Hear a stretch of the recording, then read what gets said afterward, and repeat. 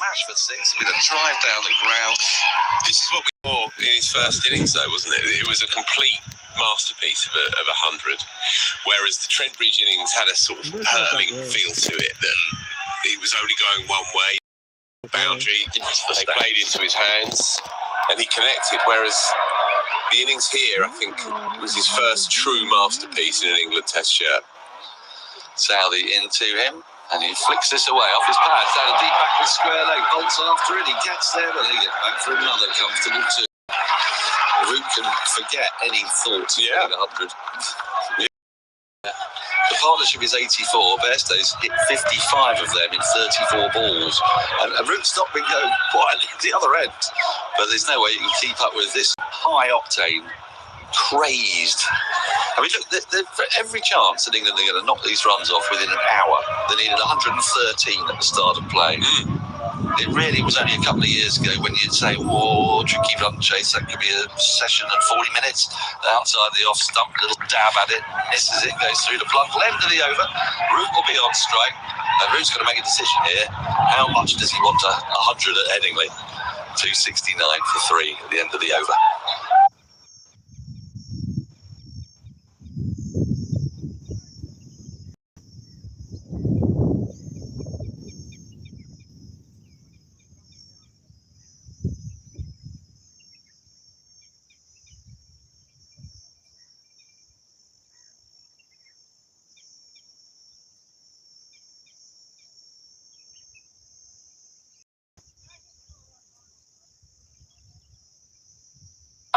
Welcome back. Test Cricket on SEN with Rosine Colour Shops for expert paint and colour advice. And we are we're witnessing in contempt as much as anything else. I can't put it any other way. The way 296 is the target. England lost a wicket very early on when Pope was out to a jag back. We thought, is the pitch spiced up?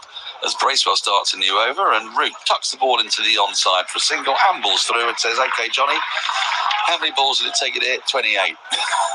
270. 26, I beg your pardon. 270 for 3, Root to 80. If Root had made 100 here, and it's not going to happen now, as you say, he still needs 20 with only 26 to play with, but that would have been his 11th in 23 games, Dan. That would have made it 11 Joe Root hundreds in 23 games, of which 3 of them. Well, this is, and the reason I was looking at it is I was trying to compare it to the great man, the incomparable, and you're getting close, kind of conversion, aren't you? Yeah. Bracewell in, reverse sweep is taken. It's gone to first slip. Bairstow doesn't think that he's hit it. They're appealing. So remember the reverse sweep, it's ballooned. The umpire's given it not out. Well, he's not given it out, let's put it that way. And Kane Williamson will surely have a referral. Surely.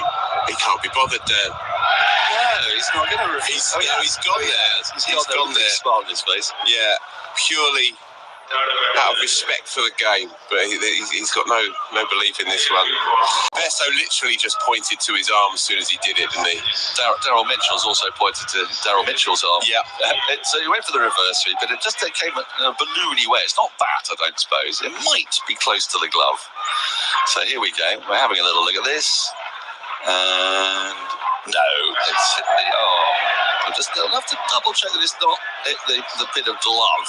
And it hasn't. No. So this will be given not out. Yeah, Bradman. Sorry. No more referrals. No. Yeah.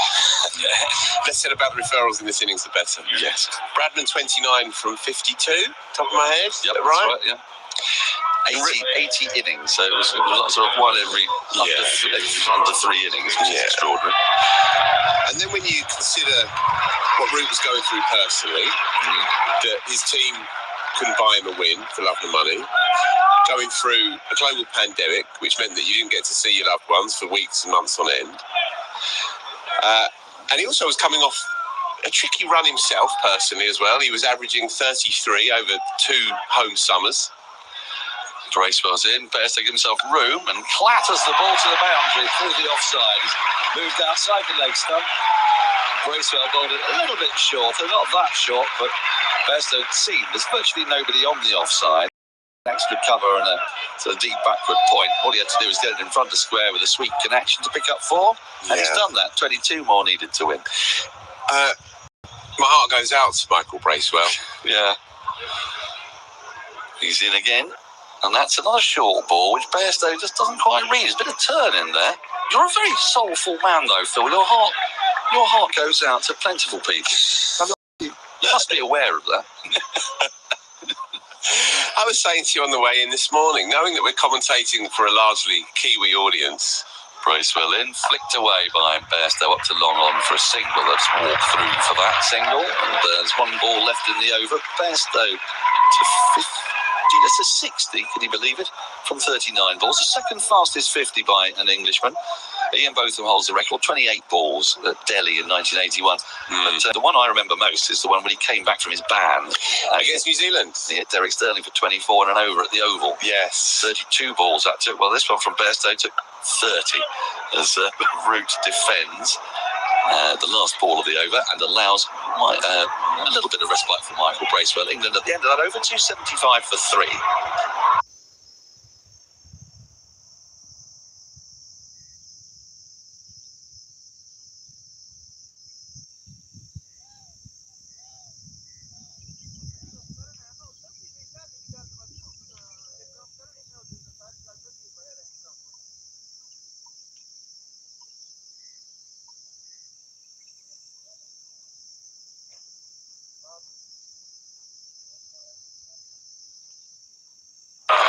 Welcome back. It's the end. Test cricket with Rosine, the paint the professionals use. England requiring just 21 more runs to win. They have scored 92 runs in 53 minutes. Bairstow on strike. The angles is to point from Southey. A full delivery on off stump. Sorry, Phil, you were talking about what we were talking about how we're doing this mostly predominantly New Zealand audience. Yeah, so you develop a kind of intimacy for the plight, don't you? A sort of shared empathy for the struggle. Yes. And well, we've been on the other side of it. We've been listening through the night. For sure. And I was saying from New Zealand and from Australia. Absolutely. I was saying this with Collins on the first morning, that I know the pain because I've been there before, sitting by the wireless in the dead of night. Southey in, and Bairstow tries to repeat the late cut to a ball that was a little bit too full for it, and is only able to guide it to backward point. There's no run. This reminds me strangely of that 2004 three test series here. Maybe McMillan might have been in the squad even, possibly. Was he? I'm getting a nod from the back of the box, not from the great man himself, by the way. But yeah, I should talk to him about that afterwards, because England won that one 3-0. But if you remember, they chased the best part of 300 twice in that series. 282. 280 and a 2 something or other, 270, 260. Similar, isn't it? Similar feel. Southey in. Bairstow works this through mid-wicket. Should get, well, just the one, as it turns out. Everybody remembers, of course, the chase at Lords, with Hussein's 100 before retiring. But the third test as well was Chris Cairns' final game, and he took 5 for at Trent Bridge. Took a 5 for, put New Zealand in a good position, but Thorpe played one of his classics and was not out at the end, and England got home, I think, 6 or 7 wickets. I think 6 wickets down. And it's had a similar feel. There's not that much between these two teams, and yet England have walked away with the result. Southey runs in. Root, back raised, and Root tries to play the paddle. Tell me, misses it entirely, and it's gone for byes. So it's sort of Southey saw him do it. Saw him move into the scoop paddle position. So he then fired it down the leg side, and so Root then attempted to change the stroke and play the sort of a deflection with a bat held out like a tray in an artisanal pub covered in meats. And Blundell had to dive to try and get the ball because Root had missed it. It ran down to the boundary for 4. 16 more needed. That wasn't a very dignified piece of cricket, but it's brought 4 more runs, brought us that much closer to the end of the match and the series. 280 for 3. Yeah. Where do you finish, let alone start with this crowd? I was speaking to Moeen Ali, and and he was saying, I wouldn't mind a bit of it. Southey in outside the off stump, left alone by Joe Root. So that'll be a 50p in the fines bucket later. Stick that in the highlights. Stick that in the minute highlights at the end of the day. Joe Root's leave at 280 for 3. Yeah, speaking to Moeen, he's been quite open about this, but I think he's to feature before too long. Maybe Pakistan in October, get back in support spinner. He's got no interest in pushing around, as the main spinner, and he's obviously served his time for England, but why wouldn't you want to be a part of this experiment? Southey in, that's flicked away by Root again, out to deep mid-wicket. One more to the total, 281 for 3. Root 281. There's a kind of strange mesmerism going on at the end of the over, that is, England 281 for 3. So people who would have thought, Test cricket playing for England, that's quite hard work. They're not awfully good. We spend a lot of time in the field. It's all a bit dreary. And they're going to lose. And now everyone's queuing up. Okay, give me a piece of the action. This is just too much fun. Yeah, indeed. My mate said to me last year, the thing is, Phil, that people don't talk about the fact that they're not very good cricketers about the England Test team. Yep. And I did quibble with it, perhaps because I was sort of compromised and, you get to know them a bit. And I thought it may be a bit simplistic, but I could kind of hear what he was saying. And now you have this, broadly the same collection of players. Bracewell in, and Root almost defends a foolish ball into the onside, goes to mid-wicket, there's no run. Yeah, broadly the same collection of players, transformed literally overnight. But just seeing them in the hotel bar is amazing. They're all completely off the hook. Completely. They've been pulled by Root and missed and not given out by Murray Erasmus, and there are no referrals left. Poor old Stevie Buscemi. That's Stevie Buscemi, a.k.a. Mike. Yeah, well, I'd like to see this on the Chemist Warehouse replay screen, because it might be a little bit must have been closer than you think. Tiny bit high, but it looked like it was straight, didn't it? In Bracewell, and that's padded away by Root, and a polite inquiry is made by Bracewell, and he's turned down. Can you do me a very quick favour by looking at your scorecard there? To tot up the number of overs that New Zealand have faced and the number of overs England have faced in this match, because they're about to have exactly the same number of runs as each other. It will be intriguingly instructive, I think. Bracewell in, and Root tucks the ball into the onside, straight to short mid-wicket, no run. I think Root's now eyeing a red inker. Yeah, average above 50. He might as well. Here's Bracewell, and that's swept by Root firmly down to the boundary for 4. He's got that fine enough to go to the left of fine leg, to the right of the deep backward square leg, and the requirement is now 11 runs away. Root to 85, to 85. Good comparison. Firstly, you've got to remember, New Zealand went about their business at a normal kind of pace, a respectable Test match pace. Bracewell in, that's swept again, down to deep backward square leg for a single. That completes the over, 286 for 3, 10 more runs needed to win. Root has 86, Bairstow 61. Phil, you're going to give us that stat, and then Nikesh Regani is going to come and replace me. So in context here, New Zealand's first innings, which was a bit sketchy on day one, England bowled quite well, quite containingly. Their first innings occupied 117 and a half overs for their 329. Their second innings occupied 105 overs for 326. So that is a combined 223 overs match. England occupied 67 in the first innings and 53 so far in the second. 120, 123, I think I said. So there you go. Isn't it, Phil? It is. It's crazy. There's crazy a gap, the best part of 100 overs, and they're 10 shy. Right, Wagner into Bairstow down the leg side, keeping a bit low. Good take by Blundell, no run. Jeremy Coney alongside us for the closing stages as well. The last rites, Jeremy. Yes, looks like it, doesn't it? Fabulous batting by Bairstow, just in sublime form, really. You just can't miss the middle of the bat, even when he's defeated in the air occasionally. He's still able to fall over in the middle. Right, that continues here around the wicket into Root from wide of the pitching hard. Wagner fields his follow through. It all sort of 3 or so overs that he had. Julia just could not Could not do it, I'm afraid. So lost his rhythm completely. Didn't sort of stand at the top of his mark and take a couple of deep breaths and look at the line that he needed to bowl and then go ahead with it. He just kind of rushed. And for such a mature player, quite unusual. Wagner into route once more. He's back defending out towards point. No run. Yeah, any little wisps of optimism lasted about 3 minutes. That's it. From the change of ends. Tim Southey, it was a beautiful jag back and kind of off cutter. Ollie Pope, tentative block, off stump out the way. But within 5 minutes, any kind of buzz had just been sucked out of the side again, and there was that air of inevitability that came across the side yet again. Had that sense of it last night. Southey in once more, slightly fuller and flicked away only as far as short mid-wicket, no run. And they're not allowing young Bracewell to bowl at all, are they? There's a massive difference between the spin options in both these two sides in this match.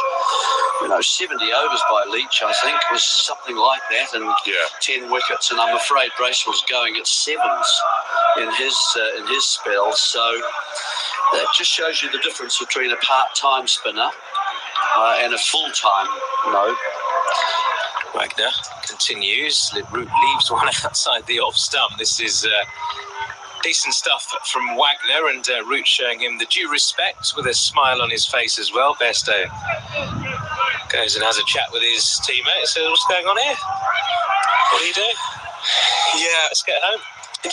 Just going back to Bracewell, I do feel sorry for him because there's been a lot of conjecture around whether he should have played instead of AJ Patel, and the consensus rightly is that it was a gamble that's backfired, but it's not his fault, is it? He's done his best as a nascent developing off-break bowler. Final ball of Wagner's over is defended classically by Joe Root. So end of another over, still 10 required to win. England are 286 for 3.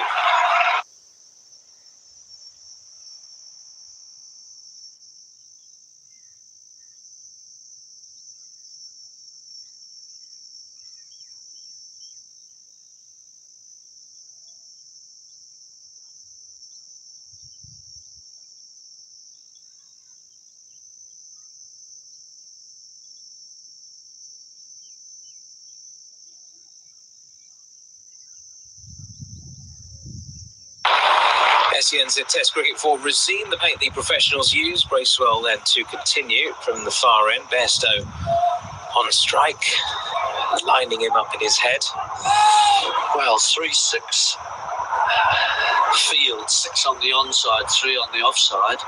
You're wanting someone play into that area so you can get turned between bat and pad. Bracewell is in. Bairstow's backing away and smashing this through cover for 4. Races away in front of the Western Terrace. Down into single figures now. 6 more required for this England victory.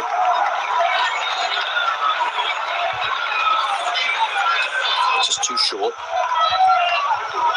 Bairstow backing away, as you say, and giving himself room. But it's also coincided, the part-time spinner doing his best against the sublime form of someone who's prepared to play shots and, carrying it off.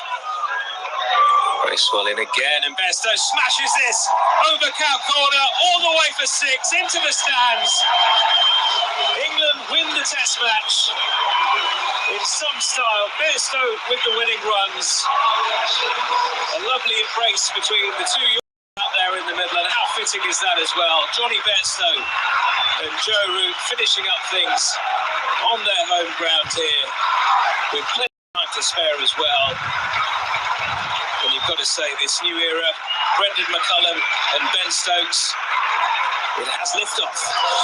Right, so they needed 113 at the start of the day, and it's taken them 65 minutes of cricket to get it done. And if ever you want a motif that encapsulates this series, it is that very shot, that very moment. Johnny Bairstow imperious over straightish mid-wicket, and he turns before the ball has even begun to drop from the top of its parabola, and turns to the dressing room, almost shrugs his shoulders and says, "Are you not entertained, folks? Are you not entertained?"